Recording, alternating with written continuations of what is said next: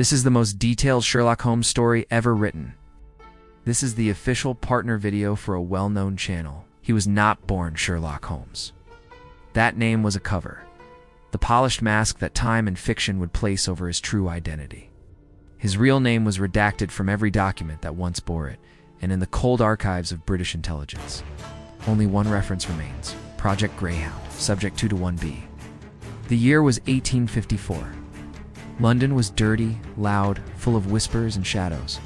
In the borough of Whitechapel, a child was born during a lightning storm to a mother who would vanish within the hour. The boy never cried. Instead, he blinked rapidly, as if calculating. The midwife said he looked at her not like a baby, but like a detective trying to read a crime scene. That night, an MI5 field agent visited the home. The boy was registered under a false surname, and within weeks the entire neighborhood had forgotten him. By the age of 6, he was already solving local crimes. Cats gone missing, stolen bread carts, coded chalk marks on alley walls. He deciphered them all. But there was no glory, only notebooks. Endless scribbled records of behavior, anomalies, and patterns. A priest once accused him of witchcraft, a constable of theft. But a passing military surgeon, wounded from the Crimean War, said something else. That child doesn't just think, he listens to the noise behind thought. In 1867, at age 13, he was enrolled in a hidden facility beneath Oxford. Officially, it was called the Department of Behavioral Sciences. Unofficially, it was the foundation of British psychological warfare. There, under gaslight and surveillance, the boy was trained in observation, memory palaces, emotional nullification, and information extraction. He was taught to mimic, decode, and lie better than any diplomat. They gave him a code name, Holmes, after a professor who mysteriously died during the program. By 17, he had memorized over 9,000 faces and could detect a lie by the dilation of a pupil. He was fluent in 14 languages, could forge royal signatures, and once solved a coded assassination plot hidden in an opera libretto. But he refused to be a weapon. On the night of his final examination, he burned his identification papers and disappeared into the fog of London.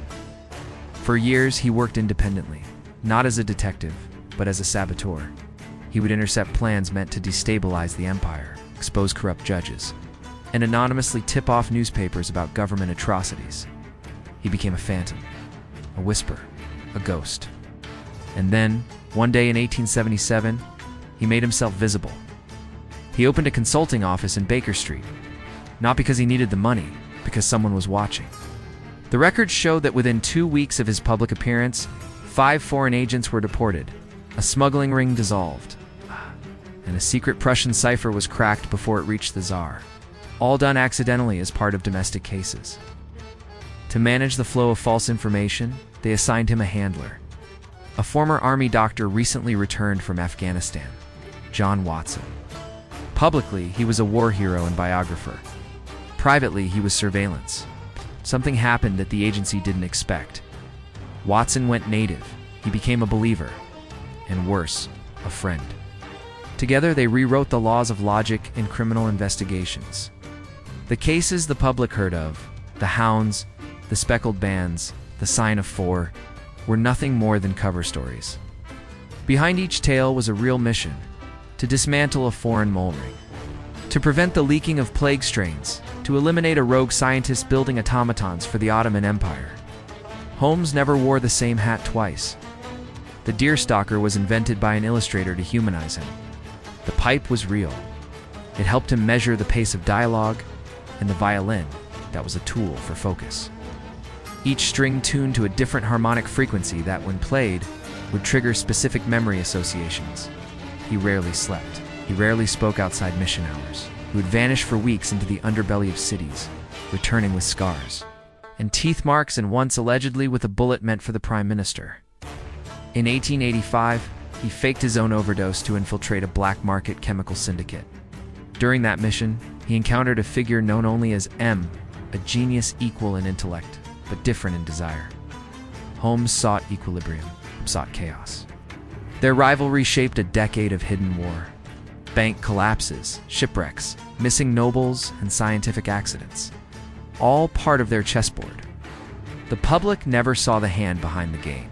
Those in the know called it the War of Shadows.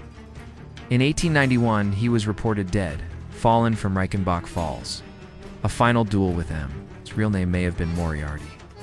But there was no body. Only a torn coat, a broken watch, and a message carved into stone beneath the falls. Tell Watson. Memory is never final. He reappeared 3 years later in Istanbul, disguised as a French watchmaker. Witnesses say he exposed a plot to poison the Ottoman royal family. He was seen again in Bombay, then Marrakesh, then in the wreckage of a German Zeppelin crash in the Alps. But each time, the same pattern. A mystery solved, a threat neutralized, and then smoke. By 1903, he had disappeared entirely. Watson published a final volume. The stories became myth, the myth became comfort, and the comfort became history. But in 1943, during a raid on a Nazi research facility in Vienna, Allied soldiers recovered a trunk. Inside, among the strange devices and encrypted books, was a violin, stringed in silver, and a handwritten note. The game never ended. You just stopped noticing. To this day, his original case files remain classified. Some believe he was the prototype for modern intelligence. Others say he never existed at all. But those who've seen the full archives, they say Sherlock Holmes was not a detective. He was the Empire's last firewall. His mind was the weapon they could never control. If you enjoyed this video, please subscribe and check out more of my content. Thanks so much for watching. Take care. If you want to experience our worlds without ads, without sponsors, and with exclusive bonus content, then check out our site. This is where our studio is located. In 1887, amidst the foggy streets of London, chill wind blew through the halls of 2-1B Baker Street. Inside, Sherlock Holmes paced before the fireplace, his face grim. Across from him sat Inspector Lestrade, Scotland Yard's finest, looking puzzled. They had a murder most foul on their hands, a case that had Scotland Yard stumped, a missing will, a poisoned cup of tea, and a victim seemingly free of enemies. The case was baffling, but Holmes, ever the keen observer, had already gleaned enough from the room to form a hypothesis. He turned to Lestrade, a playful glint in his eye. "It's elementary, my dear Lestrade," he declared, and proceeded to lay out the evidence, weaving a tapestry of clues that only he could perceive. With each word, the picture sharpened, revealing the culprit and their motive.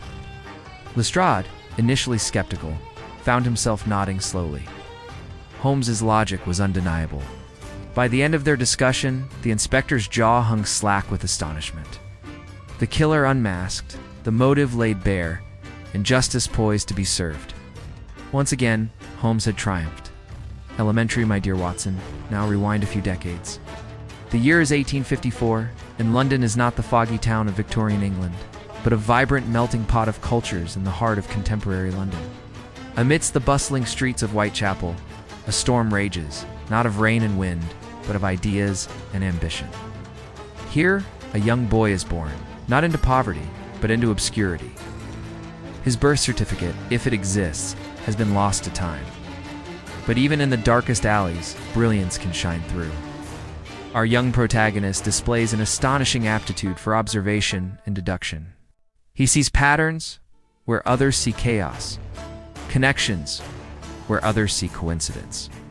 He's not just a kid, it's a nascent detective, a budding Sherlock Holmes. Now fast forward to 1867, our young detective is all grown up and has honed his skills to razor sharpness. His mind is a steel trap, his deductions pinpoint accurate. He's not just a man anymore, he's a force to be reckoned with. He stands on the cusp of greatness, ready to take on the world. But here's the twist. He's not your typical young detective. He doesn't play by the rules. He doesn't wear the badge. He operates in the shadows, a phantom of the night, a whisper in the dark. His world is not one of police stations and courtrooms. It's a world of secrets, conspiracies, and hidden agendas. In the heart of London, shrouded in Victorian grandeur and steeped in tradition, lies Oxford, or more specifically, the hidden depths beneath it. It's 1867, and we find ourselves in a labyrinth of tunnels and chambers. A subterranean maze where the air is thick with intrigue and experimentation. Here, nestled beneath the hallowed halls of academia, is a top-secret facility. It's not a place on any official map, but the very foundation of Britain's future in psychological warfare. It is here that the young detective hones his skills further, delving into the intricacies of the human mind, dissecting behavior and mastering the art of persuasion. He becomes a puppet master of the mind, capable of manipulating emotions, decoding body language, and extracting information with surgical precision. Now, let's flash forward to 1877, a pivotal year. Our young detective, having honed his skills to perfection, steps out of the shadows, opening an office in Baker Street. Not as a declaration of intent, but as a smokescreen.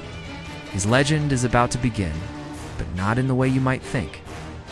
From the shadowy recesses of Oxford to the bustling streets of Baker Street, our story has taken us on a journey. We've witnessed the transformation of a brilliant mind. A mind that refuses to conform, that rejects the boundaries of convention, and dives headfirst into the murky waters of deceit and intrigue.